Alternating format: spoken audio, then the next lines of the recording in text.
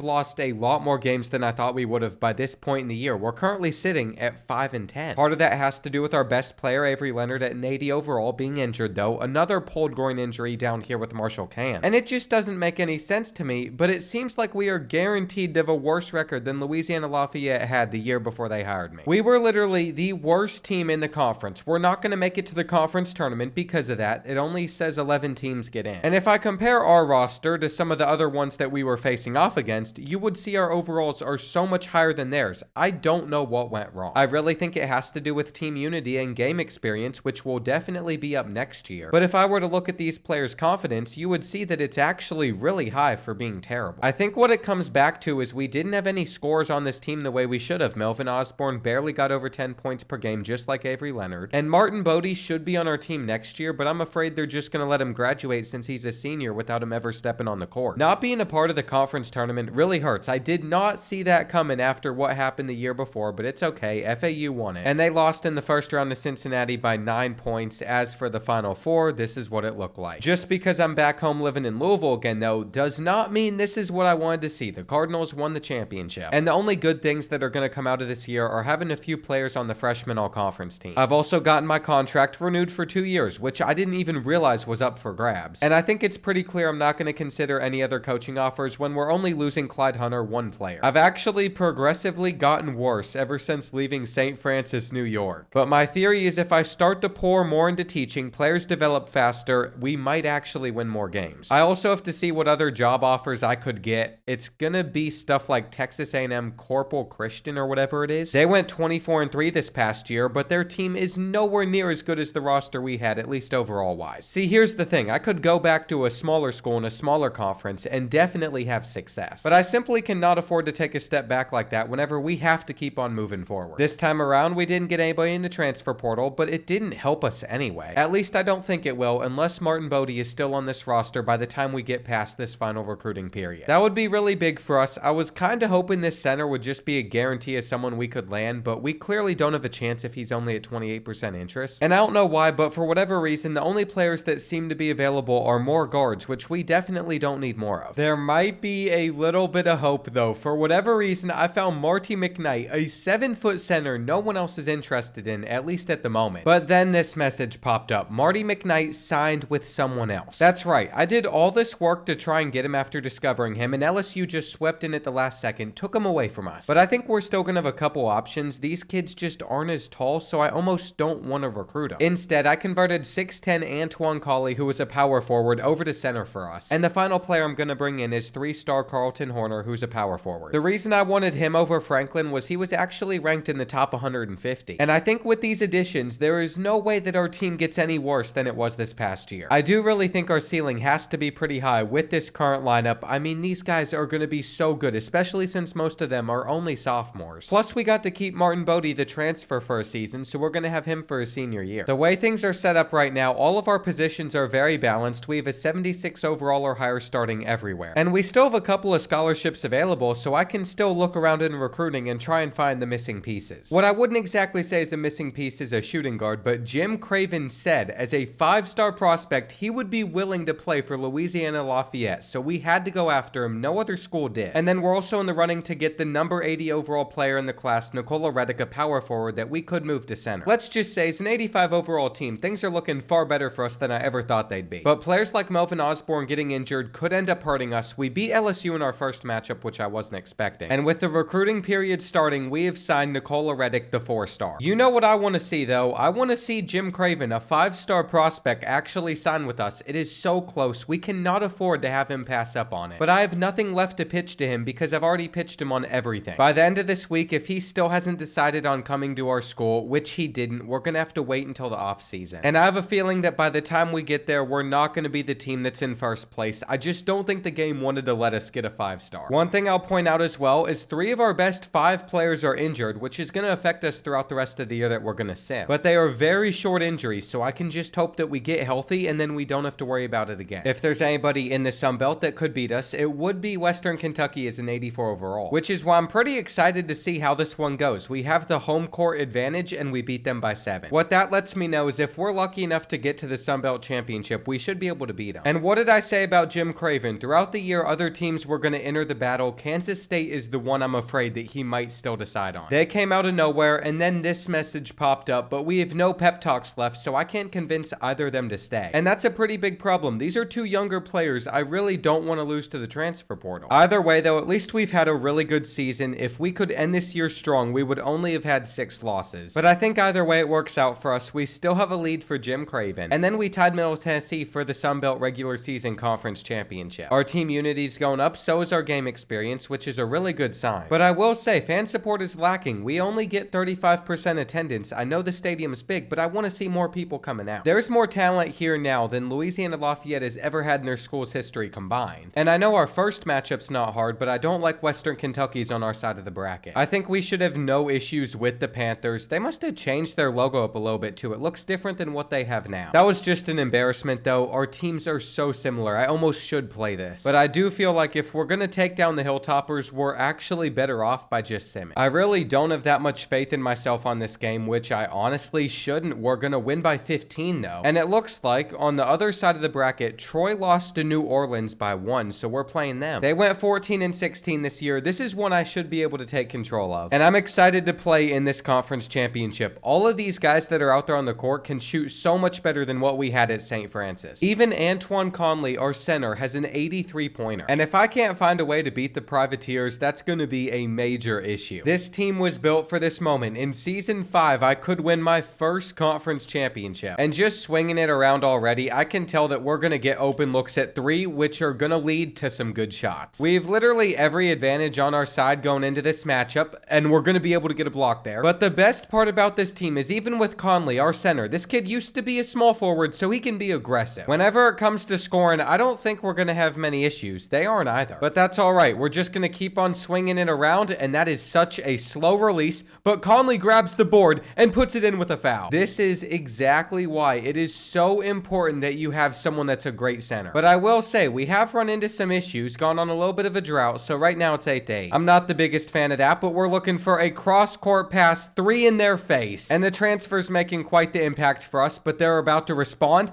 And where on earth is anybody down low trying to grab a board? I mean, it ended up working out for us anyway, and I bet Conley can hit this 3. But I was hoping that by this point in the game, it was already over, and he just came up with a huge block too. I genuinely think that this might be the most fun team I've gotten to play with on here. It is not often that you get a player that is 6'10 that can shoot 3s. We're not going to give one up to end the half either. I want to call a timeout. And then what we're going to do is try to get it to midcourt and then call another. There is no reason for us to not go for another bucket. I mean, it's our center pulling up, and he might actually be the most broken player we've ever had. He currently has 13 points, and we seem to be in such a good spot. With only 3 minutes left, being up by 9, I mean, I think we're going to be okay, but what is that release? I'm a little bit more prepared for it this time around. Still way too early. I don't know how I'm supposed to do that, but we get the board in the bucket with Conley anyway. From that moment, it would only get worse for them. I mean, it's going to be 38-16 in the final minute. And this might be the most points I've been able to score with a team, but we cannot be stopped. Whoever we end up getting in the first round should be very worried. And talk about an insane performance, 22 points out of Conley. It feels really good to do something like this, even if we were supposed to win this by a lot. And what did I say? Watching this selection show, I wanted to be a part of it. I don't remember what year that was, but we've gotten a good seed. We're a 9. If we can get past Arizona State, playing Georgetown in the next round wouldn't be easy, but I definitely could see us winning this first game. And how did both Bucknell and St. Mary's win their matchups, pulling off upsets right below us? It's going to be interesting to see what happens. Our 3 leading scorers are all sophomores, so we have them for the next 3 years. Also Holland Wells, so our top 4. And we are just as good as the Sun Devils. We're going to have no excuses if we lose. My excuse would be I'm just not that great at the game, but I don't know if that will stand. Because what I experienced with Conley in our last game was special, and he's already starting off well. They are going to run the court, though. I don't know why we had no one back. It could be one of those fast-paced ones. I see he's open under the basket, and he is another 2. Here they come again, moving down it fast. They're going to get theirs. And this is a very fast-paced game, but you know what? We've worked it down low to the man,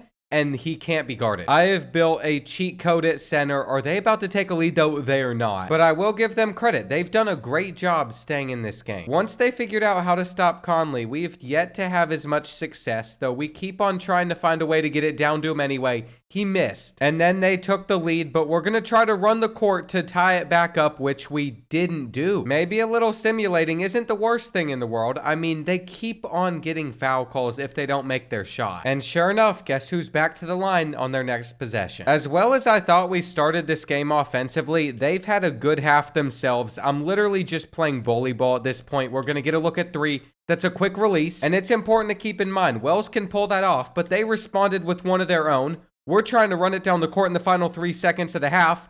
we might actually get a look right here, and it's in. What a first half from both teams. It's 18-19. And I'm wondering if I played on 7 to 8 minute quarters, if the stats could look a lot more realistic. I just can't when I'm doing these huge rebuilds. It would take so much longer. That's the reasoning, at least for the 5-minute ones. We're able to dump it down low, get a foul, and it's Conley on the line, ready to take a lead, but apparently Arizona State gets that home court advantage. It didn't really matter. Conley was not affected by it, but they did get the look they were hoping for. And with about 2.5 minutes left, I wish I could say we maintained our lead, but we're not. They've started to do some really impressive things. I like the look that we have at 3, and these are going to be a tough final couple minutes, but we should at least have gotten the board right there.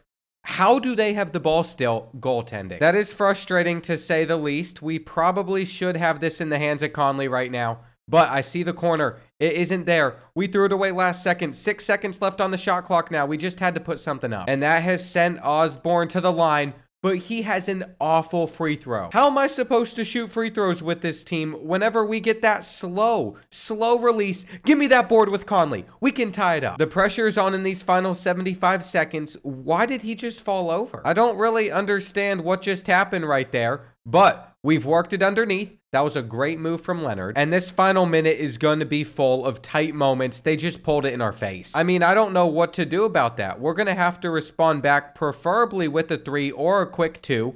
It doesn't seem like it's going to be the 2. We're going to swing it around. That was not there. And we just got the rebound with Conley. He kept us in it. We're going to have to pull off a steal or something, though. Bunch of intentional fouls. Come on. I don't know how to do it. And it looks like this is who we've sent to the line. He hits. I hate to say it, but I think we're about to lose. Hang on. We get the board. It is not over yet. We just need to put this in the hands of Conley. He had a lane for a second. He spins. Can they stop him? They can. This is what March Madness is all about right here. 5 seconds left now. Please do not get a foul call here. I'm calling a timeout. I have to call a timeout. If this is a bad inbounds pass, I'm going to be very upset, but it worked. And I think what we have to do is we just have to throw this down low to Conley. He has a look, and it's not going to go in. We are headed to overtime. That was tight. And here we go. 3 more minutes. We're going to win that tip every time. He's already open down low too. Little spin. I can't believe they can't contain him. I mean, sending him to the line doesn't really stop him either. But the last thing that I wanted in this game was to play a few more minutes of it. Arizona State had one dude that just dunks like crazy. We got a blocking foul. And I think that was enough to put Conley out of the game because he's not out there on the court anymore, so we're going to have to go with Leonard. He might have missed right there, but in transition, going back to him, he misses again, then tips his miss in. And I am not enjoying this in the slightest, though if we set our feet, I mean, Wells should be able to hit there. We are still not in a great spot, though. They hit 1-3. It's going to be all tied up. They found one of their small forwards. He drills it. And in the final minute, I can tell you, the pressure is on.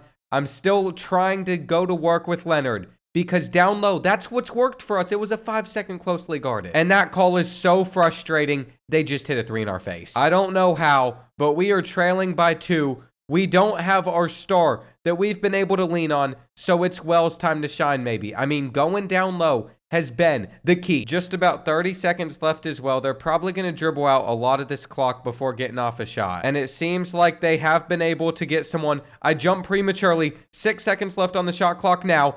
I don't know what we're doing. Come on, get a hand in his face. Please, don't hit. I really didn't want another overtime, but I think that's exactly what we're going to get. We have to at least get a shot off. We drill it. Wells just hit the buzzer beater over Arizona State. We're headed on to play the 1 seed. I know they're going to give player of the game to Conley, but I want to see that shot again. That was crazy. I can't believe I couldn't watch a replay of it or anything, but it doesn't matter. We have moved on. If we somehow beat Georgetown, we'd play a 12-seeded St. Mary's. But I really don't see that happening. They're a 96 overall. We barely survived Arizona State, and they were nowhere near that good. But you know what? This is only season 5, and we're making some progress. No matter what happens in this game, I have a feeling that I should have some better job offers from bigger schools. But with all the talent we have at Louisiana, I kind of feel like staying here until Conley graduates, so we'd have another 3 seasons. They got a block on him, but he still hits. My fear is, though, they're going to target him with a lot of fouls like what happened against Arizona State. If they do that, we're not going to have him out there forever, but he has an open lane, and you know he's going to put on a show. Good thing this game was made 20 years ago, or else he would be entering the portal, and he'd be getting millions of dollars after this tourney performance so far. We also drew a foul with Osborne there, though this is that terrible terrible form, I made it. You know what the problem is though? I'm not sure we're going to be able to stop Georgetown. We struggled to contain Arizona State, and that was Arizona State. Now we're playing one of the best teams in the country. But I hope you all appreciate my efforts to start working it down low a little bit more. It is my natural instinct to want to just throw up a load of threes, but I don't do that as much. I mean, that turnover is not going to help us unless we can get back and make a play. Instead, we just fouled them, and this is not good. I left them open. I kind of figured this is what would end up happening. I just thought it'd be a little bit tighter, but they have basically doubled the score in the first half, which is why we have to resort to starting shooting threes. We have certainly played better periods of basketball, but they're shooting so well. And that means that we're going to need a great half out of Conley, but he's been hit with another foul call. He's either at 3 or 4 already to start the second. And I'm afraid it is not looking too good for him. I mean, they have a bigger center that is on him right now. This is not a good look. He's also going to have a chance to get a block, but they picked up the block and then he got fouled. He's going to foul out with one more call. We have to be careful. There's no longer any room for error. I couldn't go for a block there. And even if we have started to score a little bit quicker, we still have a huge deficit to overcome. That shot cuts it to 6 though. I will not click on. They have the corner look. And you know what? It is time to just go back to Conley. Go ham. Great little spin there. Goaltending. What I'm seeing out of this team right now is a lot of great potential. But if they're going to get looks like that, we're just not going to be able to pull off this comeback. We still have it within 6. Right now, Leonard's getting back down. Do not foul. And when it comes to keeping up, I feel like there's not much hope. I'm a pull with Conley just because we can. But here's the thing. We are still down by 7 with a minute left. And that means we are going to need more threes quickly. I guess Conley could just step up and throw it up again. I mean, it won't always go in. From there, we actually got it closer than I thought we would, but we were never going to beat Georgetown. And I'm at least hoping they can go on and win it all to prove that we lost to the national champion. They have made it to the championship. But Michigan State ended up being the college that won it all. Being the team that won the Sun Belt Conference, though, we have got to have some of these awards. At least something. We didn't win Conference Player of the Year or Conference Freshman, though. And then we're losing Martin Bodie to graduation while Wallace Blazengame is transferring out. Of all the losses we could have had, though, it could have been worse than that. We have hit the halfway point of my 10-year career. I still have to win a title in 5 more years. And I think it is time to get my teaching up to an A-, but I really want to start improving more of our offensive stats. It helps quite a bit whenever you're actually playing the games. We'll see if we get any good coaching offers this year. Western Kentucky didn't even give us one. And I feel like Arkansas State out of the Sun Belt offering us to coach for them after they went 8-19 would be such an awful move. We just don't really want to go to a school like that. We've already built up Louisiana Lafayette to be way better than that. We should be constantly winning the conference. I'm not taking any of those. But what I will do is continue to make those coaching switches that upgrade all of our attributes just a little bit more. No transfers for us this time around. An 81 overall went from Stanford to Santa Clara. And immediately Jim Craven, the 5-star, has signed with Louisiana Lafayette. We still have one scholarship available though, so what we're going to try to do is bring in one of these centers. I have a feeling that we're not going to get the 4-star. But this is why it doesn't hurt to try, because with the 3-star at 6'10", he has multiple offers that he's going to accept. But Quincy at 6'11" does not, and he's the higher rated prospect. We were able to once again find tons of success in recruiting. And the fact that we were able to even bring in a 5-star prospect to Louisiana Lafayette might be the craziest thing yet. Those guys are normally one and done players on this game. Marist was also able to get a 5-star recruit though, just seeing other small colleges that did pull it off. And if we're going to have a schedule like this, we might be able to go undefeated. I have the expectations so high for this team now, especially because most of these guys are juniors. I mean, they're going to have their senior year, which should be even better than this one. But right now is their real chance to shine, and I'm almost considering redshirting Jim Craven because he's just a 75 overall. I'm a little scared with that A- potential though. He'll jump up to like an 85 by the end of the year. With only one scholarship to use this time around, I'm just going after 5-star point guards. My thought process is we could probably get one of these 3 guys. And after a few weeks of looking at all these players, I mean, they're really similar, but BJ Bland had the highest potential, so I decided I wanted to target him, which is when FSU came into the battle. For some of these other players, I think we could actually win them, while BJ Bland we're probably going to lose out on, so I might change up my scholarship offer. Or I'll decide to keep it on. I guess we'll see what ends up happening. We're an 88 overall going into this season. And I think that's because once I made Melvin Osborne a shooting guard, he went up to an 84, so he jumped even higher. But I do have an update on the one scholarship we have available to us. FSU is still in the lead for BJ Bland, so we are going to pull that away, and I think what we're going to do is put it on Percy Wadood. Within the next few few seconds, we should know if we've been able to bring in another 5-star. BJ Bland went somewhere else, but Percy did sign for us. And I can't tell you how good it feels to have back-to-back seasons signing a 5-star recruit. Outside of that, we're basically just going to sim to the end of the year. You are going to see our first loss was against Akron, so there's no chance of us going undefeated during the regular season. But that's okay, and you might be wondering, why are we watching the College Hoops show? You might see. I've not gotten to pull this up yet, but we're ranked inside the top 25, so I'm hoping that they show that. And here is the mid-major top 10. We're number 2 behind Gonzaga, who's undefeated. That was all that was really mentioned about us, though. So I'll just pull up the poll. At the moment, we are ranked 21st in the country, but I think that could rise even more. I will also be the one to say it. Maybe it's an unpopular opinion, but the show in this game is very overrated. Having a TV show to watch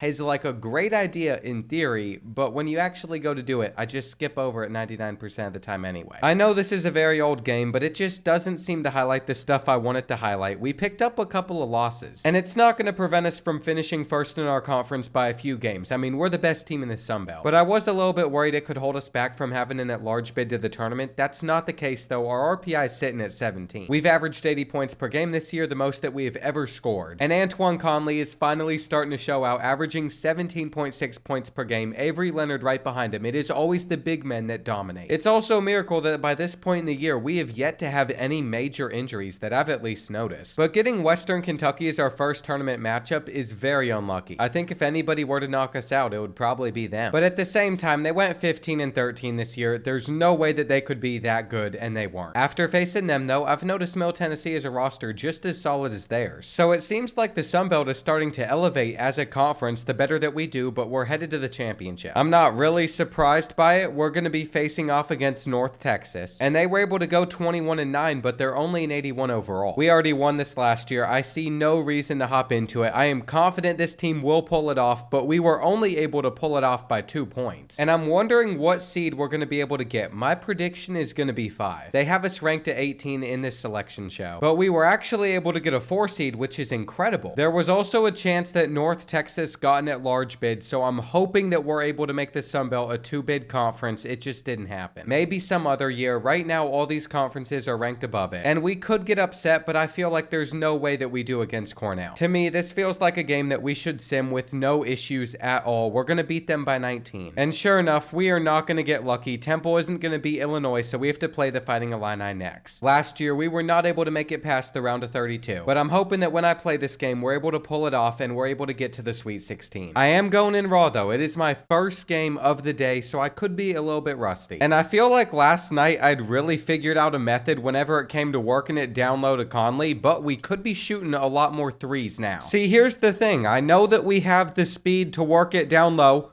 Conley's going to do a couple spins and stuff, but if everybody collapses on him, then it makes sense for him to kick it back out for better shots. So far, I'm really liking what I'm seeing. We're going to go up 7-0, and I think I might have cracked what makes this team so good in this game, but that was an open shot for them that they're not hitting. The fact that we have a chance to extend our lead by even more right here is crazy. I just saw the size mismatch. That should fall. And the Fighting Illini are really struggling at the moment. It has been our defense that has been the best part about this team. 10 seconds left on the shot clock. I'm still guarding the look that they wanted to find. They're putting up a contested 3, but they get the board, and they've finally gotten on it. From that moment, they have been able to score 6 straight, and they went on a little bit of a run themselves, which they're going to get a foul out of. If you thought things looked lopsided from the start, it's not going to last. They figured out how to play defense on us, and they keep on scoring. Basketball is a game of runs, though, and we're going to figure it out against them again. I mean, we have quick releases over there. I just can't believe with how solid things started off, they're about to take a lead, as that is going to not fall. We're good. We're good. They'll probably still hit these 2 free throws since it's a shooting guard, but that actually didn't happen. They only hit 1, so it's tied. And we're going to need to be a lot better in this second half. I really don't understand how we just fell apart all of a sudden, but I think if we kept trying to go down low, it would work out. And this is getting really bad. They're going to have a look at 3. They grab the board over our heads. Another open look. This time we get it. I can see their double team coming underneath. Leonard puts it in still. But unfortunately, they'd get a 3 after that, and they almost just got another one.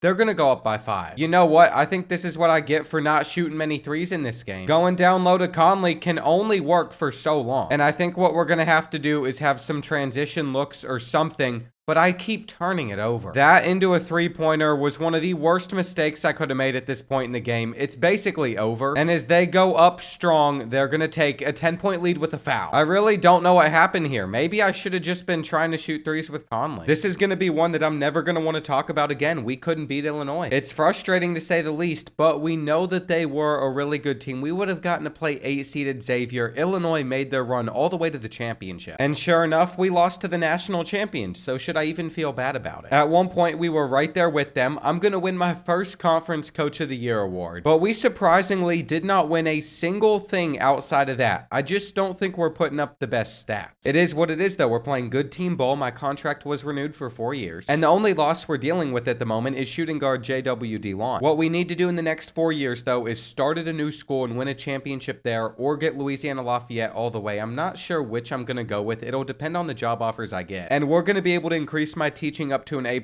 We can take the offense all the way to a B-.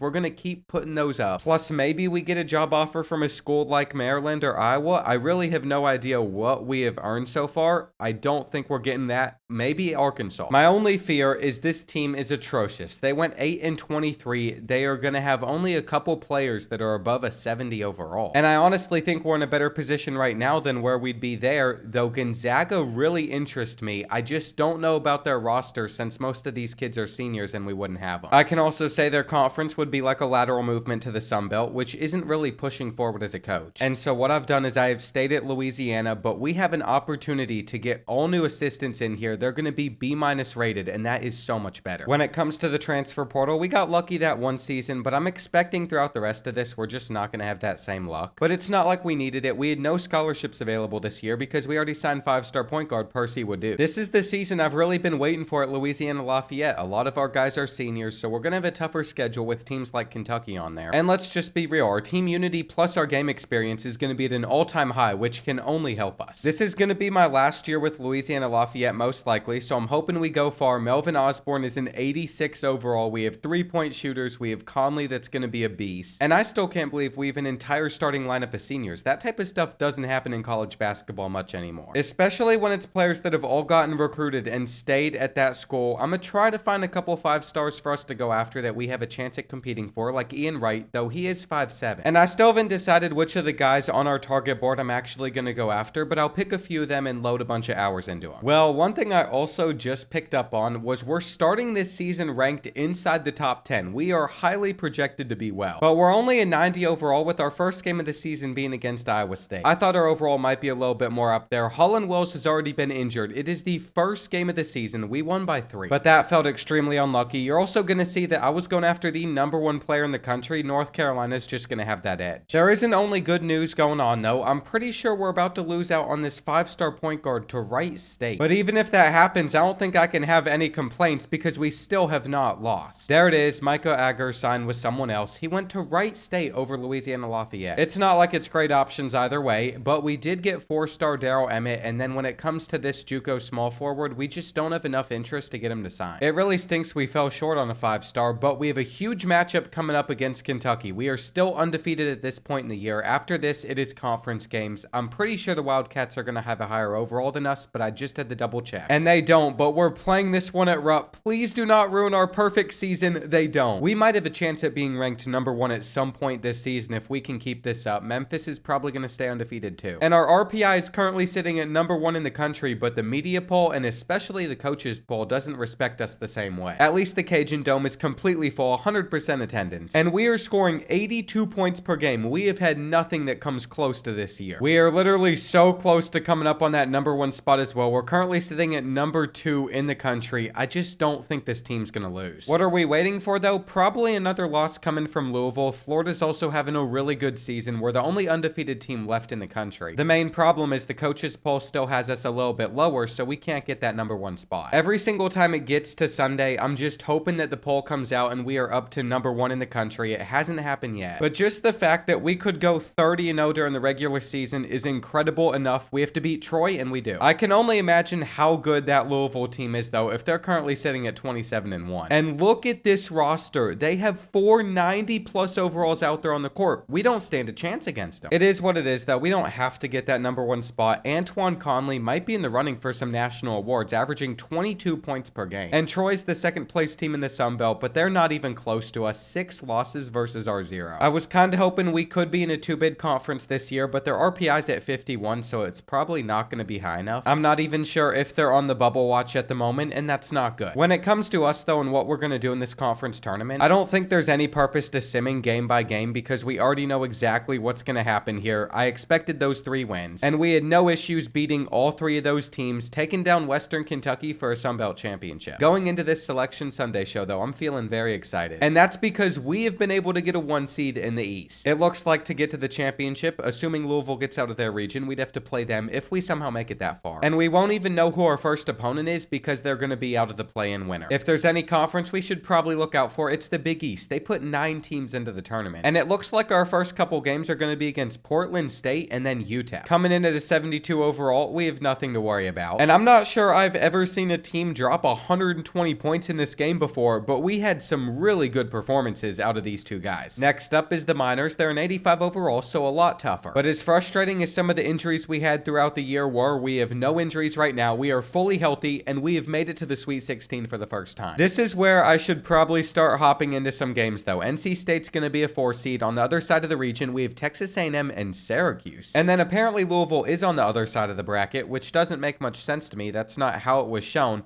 But it's okay. West Virginia, the 1 seed out of the region below us, ended up losing, and we just need to get to that game against Texas A&M. I feel like right now, this would be a bad time to sim. If we lost, I'd never forgive myself. We just don't have enough of an overall advantage for me to feel comfortable doing that, so take a look at this roster because this could be the last time you see them. I should probably be a little bit more confident in myself, but we saw what happened against Illinois last season. And I just don't want to mess up the undefeated season that we're having because this team's played so well without me. NC State responded pretty quick to our bucket, but Leonard had a chance to get another. And I hate this free throw angle, but we can still drill him. So far, all of our shots have literally come from one spot on the court. And I don't plan on changing that up anytime soon. That's the method that we're rolling with. Right here, we have another great look. And NC State felt so much pressure, they called a timeout. I mean, it worked for them. They've been able to get 2 points. They're about to get another 2. And I think what we're going to do is we're going to take our first deeper shot of the game. We still get the board, and it's going to be all right. Everything has opened up a little bit more than I would have liked, though. We're just going to keep on doing what we know will work. And with them trying to figure out how to stop us, I know that we're going to be able to start hitting threes, too. All around, this first half has gone exactly how I was hoping it would. And since they missed a 3 to end the half, we're still going to be up by 9. I feel like if we want to comfortably win some of the games in the tournament, we need to be looking to put up like 40. But that's only if the other team's shooting well. If they're not shooting well, we only need like 30. The way NC State's played in this one, they are literally just getting embarrassed. I mean, it couldn't get any worse for them. And this is not a bad team we've ended up doing this to. I mean, NC State was a 90 overall. We have a chance to drop 40 points versus them. I'm really hoping we do. We hit the final shot. 44, doubling their score and embarrassing the Wolfpack at the same time. We know exactly who is next up, though. It was always going to be Texas A&M. They'd already won. And if we're able to get past the Aggies, it looks like in the Final Four, we'd be meeting 6-seeded Seton Hall. That's not that bad. I feel like we've been gifted a pretty easy path to the championship versus what it could have been. But we still have to be able to come out and play well, and this could be a great way to open it up. One thing I've already noticed pretty early on is feeding it down low to Conley has not been working the same way it has in previous games. And I think it's because of some of their defensive presence down low, like Leonard is also struggling. We got a really lucky bounce there, but we just haven't put up the points that we normally would. And I really think that we're going to have to just start kicking it out for some 3-point shots. Those are good looks. Texas A&M really has not scored that much versus us. But there it is. We get a 3-pointer. They're going to get one back, and now we're running down the court to take the lead again. With a minute left in this half, they're going to be able to find an open shooter, but it doesn't fall. And we have all the momentum in the world on our side as we get another 2. I really wasn't a fan with how slow everything started, but now I love the way we're playing. And we will see what they do to close out this first half. I left them open, but we're still going to try and run the court in the final couple seconds, and it works out. This has been a very strong performance so far, trying to get to the Final Four. And even without being able to score the main way that we do, I mean, we are still figuring things out and getting those looks. We're just in a pretty comfortable spot versus the Aggies. We're drawing a lot of attention, and then we're looking for Osborne to hit those threes. This game is not over yet, though. We still need to get a couple more buckets. I don't love this shot, but it's going to work out for us anyway because they still are down with a minute left by 6. And all we have to do is hit our free throws, but if we're going to have forms like like this, we might miss. I can't believe those actually went in. We cannot be that bad at shooting free throws. But it's all gonna work out in the end for us. We won this one by 8 points. And we ended up being the highest seed in the Final Four. Vandy beat Duke to get to the championship, so we have a clear path to win it all. We just have to keep on playing well, and we know we can beat 90 overall teams. If there was one thing I would like to improve as we go into this game, though, I think it'd be running more pick and rolls. So that's something I will be calling for in this matchup, mainly because we just want to get Conley down there. He is going to be the key to our success. They're getting open looks too. And I almost want to go for the full court pass. That's why you don't do it. Not my brightest of decisions, that's for sure, but they had like 3 dudes on Conley and he still scored. So confidence was at an all-time high until they drilled a 3 and then we missed. I'm convinced that was just a fluke though. Leonard's had a pretty good year. We got them with the pump fake. And they are not missing shots, that's for sure. So I'm glad that we're putting up a lot. We also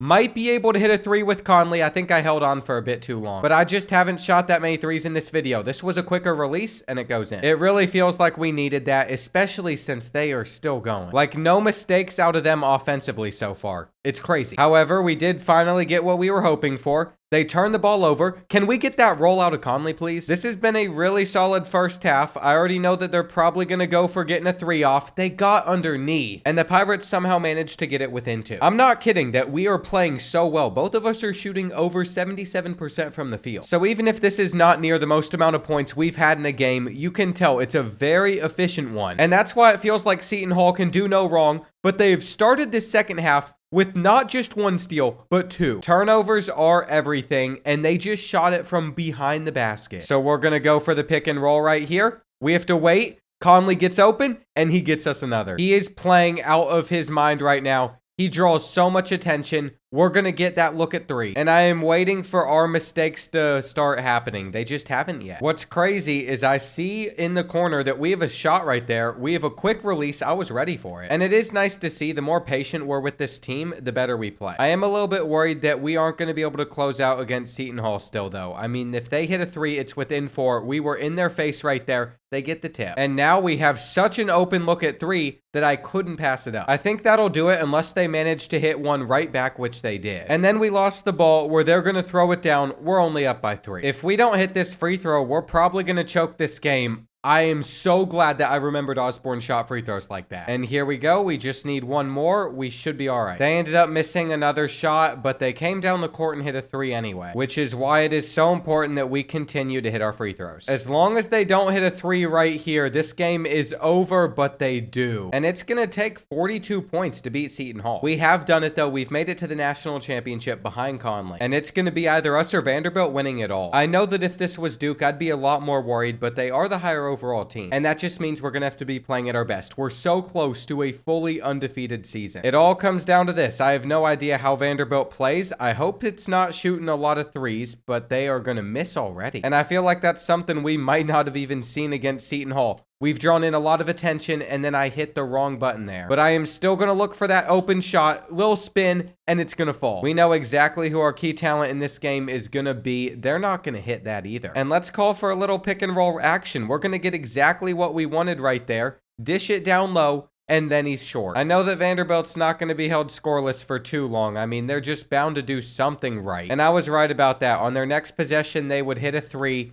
while also keeping it tied. If we can't beat them in this game, though, we have no excuses. This is so much lower scoring than other matchups. And it's unfortunate the way that we've struggled in this, because if this was any other game, we would be running away with it. Either way, I'm happy with how this first half has gone. They have missed a lot of shots. They shouldn't have had a second chance. And honestly, I'm kind of tempted to just pull with Conley here. They knew he could actually shoot there, so we had an easy 2. The fact that our center is pulling off pump fakes like that is just crazy. He needs to make sure he's getting the board, though, because instead of ending the first half up by 4, it's going to be 3. Maybe that quick timeout is going to pay off for us, though. I am going to run around with Conley and see if we can get off a shot. That can't go in. It is what it is. We only scored 11, but we are still in the national championship, playing decently well. And as we approach these final 3 minutes, we are actually in a good spot. I'm happy with the way we've played in the second half so far. It's mainly just been about defense and hitting free throws, besides one other 3. A 5-point lead can be erased in seconds, though, so we have to be very careful. I don't know how they got that open. I also want to say, Osborne is off, but Whitted is not until now. No one is hitting 3s for us, but if we get this little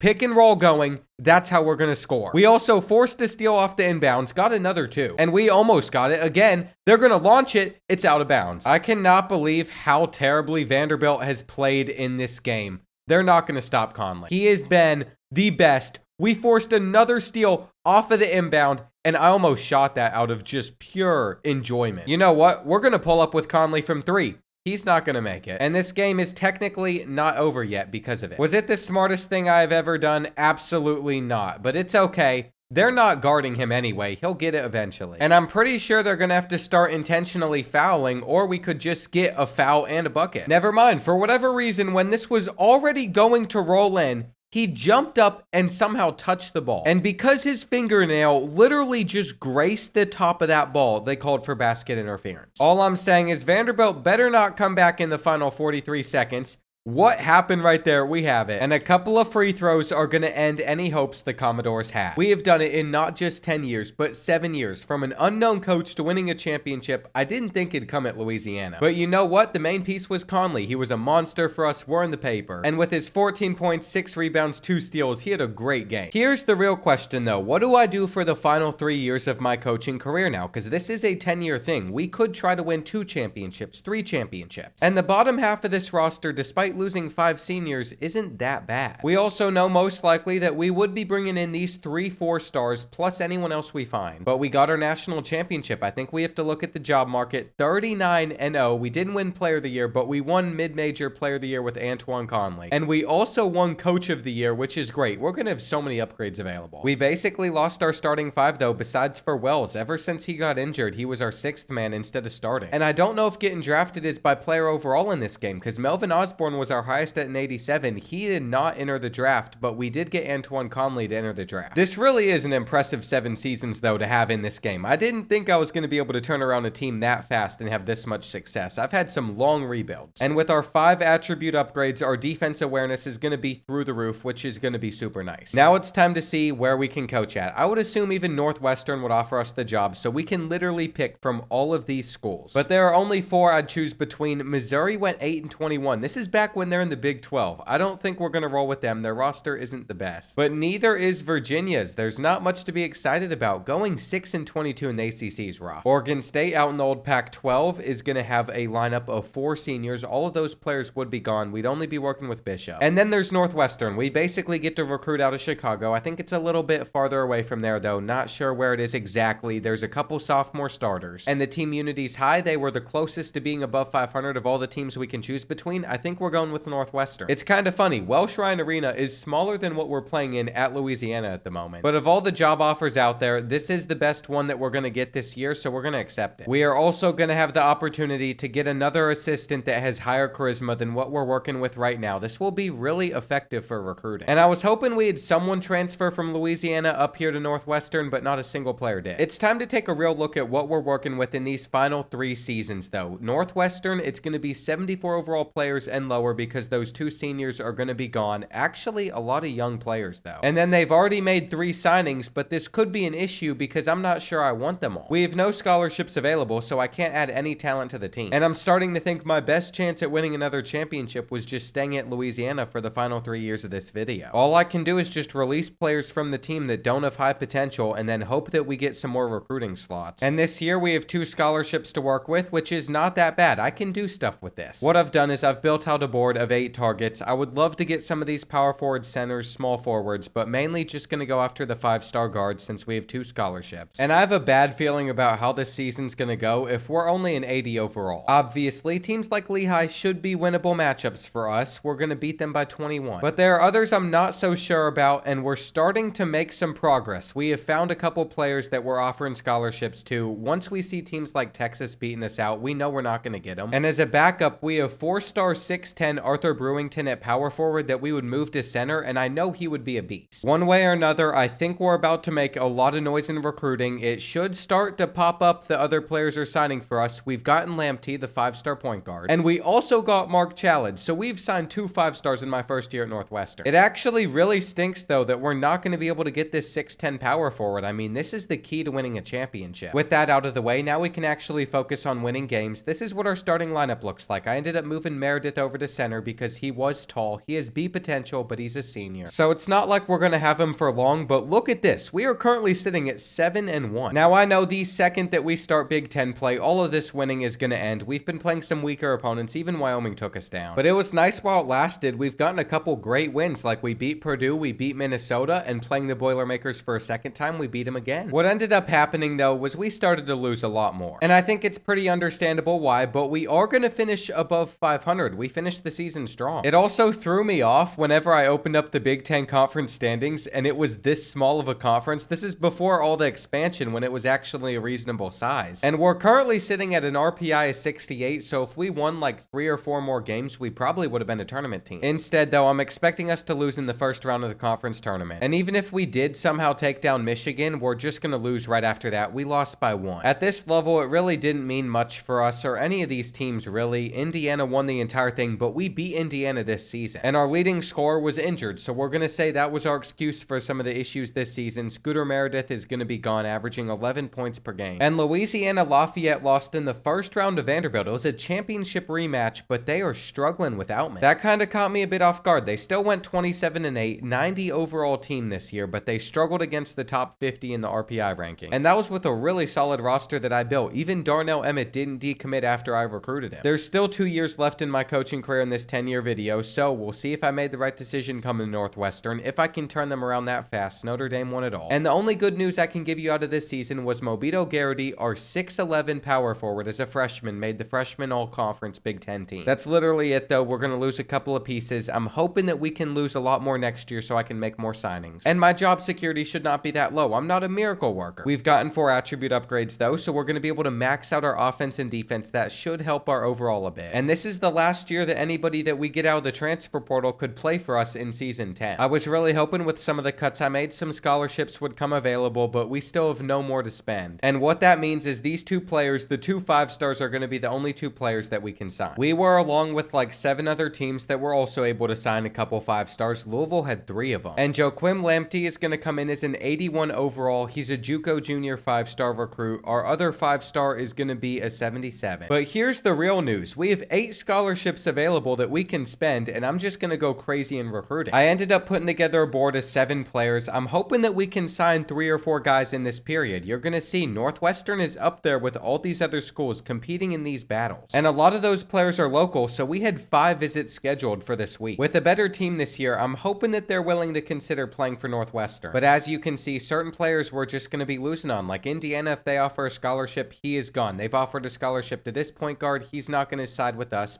The UK is going to take this other kid from us that I wanted. And I'm really curious how many of these players we're actually going to be able to get once signing day hits. It is 1 week away at the moment, and we're still behind on UK for the power forward, but we have a lead on basically everybody else. I also put some new players on the board. And all of that is our main focus because as you can see, the season hasn't started the strongest, and we know this current roster is not good enough to win it all. I mean, it certainly doesn't help either that we're dealing with 2 pretty key injuries. And it's time for the moment of truth. The recruiting period has started. We were able to get Robbie Holland. We were also able to get EJ Luss, so we've gotten 2 5-stars. But unfortunately, the 6'10 power forward, the Mr. Basketball out of Missouri, has chosen Kentucky. We also might be able to pick up a couple of these JUCOs in the final week, but we need them to have a huge jump. And we will see if that comes in the final week. It's about to pop up if anybody else has been able to sign with us, and it didn't happen. It's a real shame. We got super close on a couple of those 4-stars. Now we're going to have to wait until the offseason where they might be stolen away. As we sim through this season, what I'm realizing is I made the wrong decision going to Northwestern. If we were going to ever compete in the Big Ten, I needed an extra year to turn us around. And that's why I don't think it's a surprise that we're finishing at the bottom of the conference 5-13. Our RPI this time around is at 110. We did win 5 quadrant 1 games, but we really just weren't that good. Maybe we'll beat Minnesota, get into the second round of the tournament. We're going to beat them by 1. But unfortunately, after that, we'd have to beat Indiana. And winning the Big Ten conference tournament is the only way we could make it to March Madness this year, but that's not happening. At least there were some close battles. Turk as a senior was our best player, averaging 15 points per game. And it's kind of crazy. If we got by Indiana, I could have seen us beating Wisconsin and Iowa for the conference championship. As for the actual tournament, 2 teams from the Sun Belt made it in, but Louisiana Lafayette was not one of them. And that just blows my mind. In the championship, we have Georgia Tech, Kansas, with the Jayhawks winning it all, but it's about time that we get serious. My contract has been renewed for my final year in this 10-year video, and we're going to lose 4 seniors. You're going to see they're all small forwards as well. We are now 9 seasons deep deep, and there have been moments of success. We got the championship, but I want to get another, especially since the best job offer I can get now is Wichita State. What I'm going to do is I'm actually going to get rid of one of our assistants because I know that we can get a better coach on defense. I want this team to perform well in sim, and we even have a chance to get this transfer in, but we're actually going to reject him so we don't lose a scholarship. See, I've planned all this out. I made everybody a small forward, which gives us a better chance at recruiting and signing some players. And with it starting, we should be picking up 4 more players signing. If one of these guys chose another school, I would have been shocked. That's going to leave us with these 7 signings and 1 more scholarship available. And that 1 scholarship could go to literally anybody because we've already had so much success. What I really don't want to do is get another point guard, but he's the only 5-star that we can still go after left standing. We could get a 4-star center as well. And I really don't want to do this because I think we could get Clinton, but I'm actually going to pull out on him. I'm going to take the scholarship back and I'm going to put it on the center because I'm pretty sure we need some big guys. That means Benny Simmons is going to be the final signing of this class. And you have to admit, this is the best one I've had throughout this entire video. It's pretty impressive. We signed the top class in the country, so that is my final achievement I'm going to get. As we go into this final season now, this is what the roster is looking like. Jaquim Lemte's up to an 84 overall, but we don't have that great of a starting lineup. And I can tell you right now, with the 74 out there on the court, I'm not too happy. I did the best job that I could in a couple years though. We've gotten Northwestern up to an 87. And what I'm going to do is I'm just going to sim through this entire season. We'll see what our record is. I'm hoping we can at least make it to the tournament. If we can't, that's going to be pretty disappointing. Well, this is a little disappointing to come back to, but after all my work, we just went 12-16. And our best season at Northwestern, at least in Big Ten Conference play, was the first year I was here, even though this is the best team that we've had. If we could have just had a small forward, I think our starting lineup would have been extremely solid. But they needed more time to develop too, and what's crazy is if we had an 88 overall in the Sun Belt, we would have won the entire conference. Staying at Louisiana would have been the best decision I could have made there. I was going to beat us by 4. We didn't even get to the second round of the tournament. And I'm not even sure if a few years from now if we would have had any more success. The Big Ten is tough. This last year certainly did not go the way I thought it would, but we really had no one that was scoring a lot of points. We didn't have that dominant center. And the last national championship game is going to be between Cal and Louisville. The Cardinals certainly had plenty of success throughout this video. But even with no success in this final season, we did achieve one new achievement. That was getting someone on the National Freshman All-American list. And we also put Jaquim Lemte into the NBA draft. I feel like for a 10-year coaching career, to have almost 200 wins, to have a national championship, this was an extremely successful video. Far better than I thought it would for starting at St. Francis. And honestly, after spending about a week having to get everything from Florida up to Kentucky again, it feels good to just be able to record videos and get back to filming for y'all. So let me know what else you want to see.